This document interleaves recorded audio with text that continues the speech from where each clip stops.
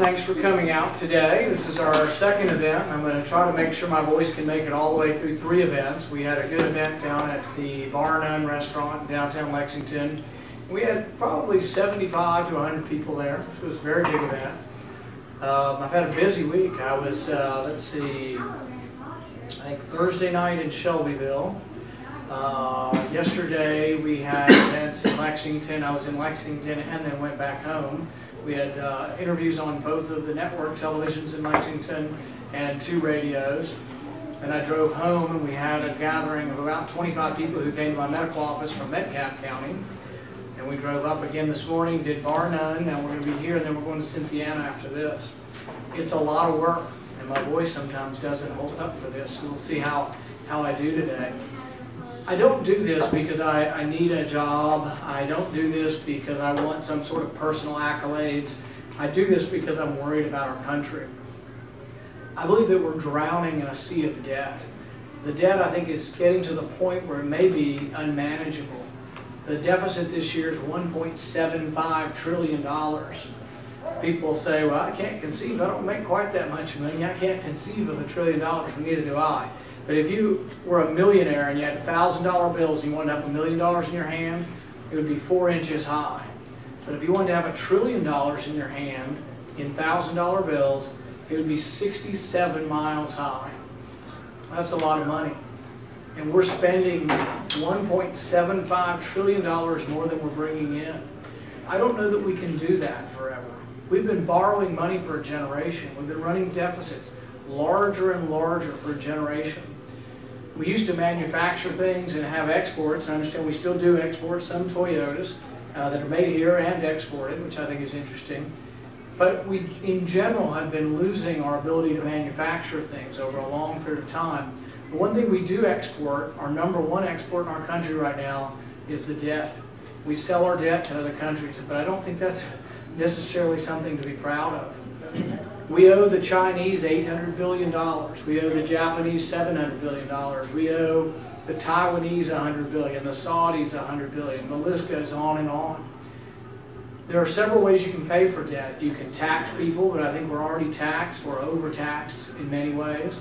You can borrow it, or you can print it. Lately, we're taking the approach that we're going to just print it. But you know, there are dangers to that too. You can print enough money that your money becomes worthless.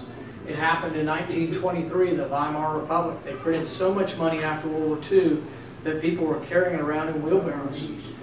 The money became so worthless that people burned the money for fuel. I have a plaque that I gave my dad, and it has the money in the summer of, I think it was September of 1923. And it's amazing how quickly this escalated.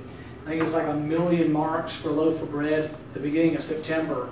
2 weeks later, it was 10 million. 2 weeks later, it was 100 million. 2 weeks later, it was like 100 billion marks or whatever. Just the money became absolutely worthless.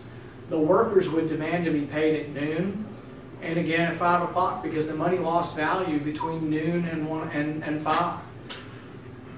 Is that going to happen to our country? I don't know. But we have had an historic increase in the money supply in the last year. In the last 4 months of 2008, the monetary base doubled. There's a Federal Reserve chart. We put it in a recent mailing that we sent out to primary voters.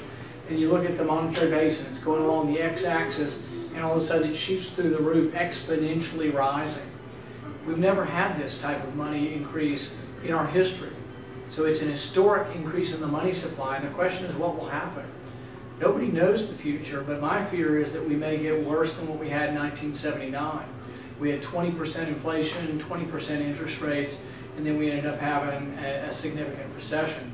We're already in a recession that I think is worse than what we had in 1981, 1982. Everybody you talk to in business says, that was in business at that time, says it's worse now than it was then. And the question is, can we borrow our way out of this? Can you borrow your way to prosperity? I think it's an illusion. We all know that as individuals we can't borrow our way to prosperity. My father's fond of saying that those who live beyond their means will eventually live beneath their means. I think that's coming. And I think the worry is if there is a catastrophic devaluation of the currency, or if a lot of the money that's overseas comes flooding home. Over half of our currency now is overseas. If that becomes in a panic to come home, you can see what happens to rising prices. I already have patients coming in. A lot of my patients are older, and there's not going to be a Social Security cost of living increase for the first time in who knows how long. Most people go to the grocery store don't believe there's 0% inflation out there. What happens if within a year it's 20%, but you didn't get your cost of living for your Social Security? We've made people dependent on that system. There's going to be chaos, you know, if you have inflation rising at that point. But I think it's time we stand firm. I don't think it's important enough just to have a Republican win the office. We've elected many people with an R next to their name, and we got no improvement. We had Republicans in charge for 8 years, the White House and both branches of Congress, and the debt went from $5 to $10 trillion during those years. Most of us believe that the Constitution doesn't have anything about federal involvement in education. Ronald Reagan ran on the platform of getting rid of the Department of Education, but when Republicans were in charge for 8 years, we doubled the size of the Department of Education. We introduced No Child Left Behind, which doubled the amount of employees, doubled the control, and doubled the budget of the Department of Education. It makes no sense. I think with the No Child Left Behind, we have some interesting allies. Often the teachers have gravitated to the Democrat Party, but I've yet to meet a teacher who's in favor of No Child Left Behind.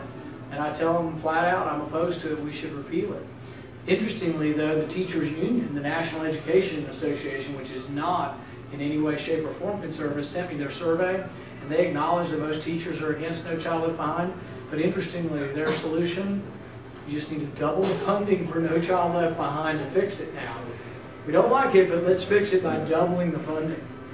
I tell people it's not that the emperor has no clothes, it's that the emperor has no money. There's no money left to spend. And so I just did an interview with David about earmarks, and I've made a pledge not to earmark. And my dad and I disagree on this slightly. I mean, we agree on the overall philosophy of what we do, but I've made a pledge not to earmark for symbolic reasons, as well as many that we just, by earmarking, you're showing that your job is to go there, and I'm only going there to get money so we can build something in Georgetown. Well, that's the problem. We have every congressman going up there from every state, and so you have people like Robert Byrd that have been there 50 years from West Virginia. They've paved almost every inch of West Virginia, and they're getting a disproportionate amount of money. Same with Alaska, small, very unpopulated state, and they're getting more than they send to Washington back. You know, the road to nowhere that everybody talked about. I think the earmarks do symbolize waste and abuse, and they're a place to start. Whether or not they're a significant part of the budget or not, they're a place to start. With regard to Kentucky, there's been a lot of talk of cap and trade. Absolutely oppose cap and trade, but I would oppose it even if we had no coal industry, because most of you here probably don't own a coal mine, but you all have to pay an electric bill, and if we pass cap and trade, your bill's going to go up. Some say $500, some say more than $1,000 per family. So I don't think that's a good idea to raise taxes or call them fees or whatever and do that in the middle of a recession. A big topic has been healthcare reform. I think when you talk about healthcare, you have to ask the question, the problems that we have now, are they because we have too much government or too little government in healthcare? Do we have too much capitalism or too little capitalism? I said we do have problems, but I don't think it's because we have too much capitalism. I think we have almost no capitalism in healthcare. We have private ownership. I'm a physician and I own my practice, but the other part of capitalism is you have to have competition and you have to have freely fluctuating prices. Over half of what I do is paid for by the government. And whether I do surgery on you in Bowling Green or in Lexington or Montana, if you're on Medicare, the price is exactly the same. So we have fixed prices. Capitalism doesn't work with fixed prices. It only works if the prices fluctuate. Even if you have private insurance and come to me and you have Blue Cross or Humana, I charge the same as probably everybody in the state. It might vary a little bit from region to region, but there's no fluctuating prices. The only people that have any concern over price in my practice are actually the uninsured. So they're the only ones that have a competitive price. They come into me, if they're poor, they negotiate a price. And I actually do negotiate prices with them to try to make it reasonable. I try to do surgery on some of them in the office if I can, versus the hospital. Because it's usually not my fees that are extraordinary, it's the hospital. You know, I can do a minor procedure on the surface of the eye and my fee might be a couple $100, but the hospital might be $3,000 or $4,000. And I can do some of those in the office, and we do. But we don't care if you don't have insurance.